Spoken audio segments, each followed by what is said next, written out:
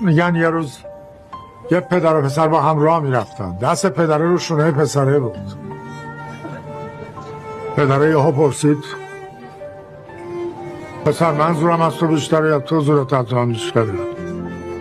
پسره نگذاشت و نبرداشت، گفت نه خیلی به پدره برخورد، خیلی. اومد کنار دیوار وایستاد و پسره رو نگاه کرد.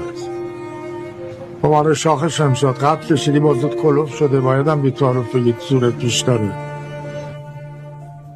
گفت نه پدر زور شما بیشتره. گفت تو که یه دقیقه پیش یه چیز دیگه گفتی.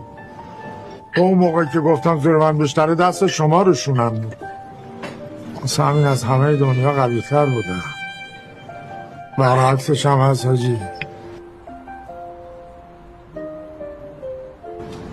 وقتی دست پسری کمر پدرشه، پدرش همه دنیا رو حریفه، همه دنیا رو حریفه.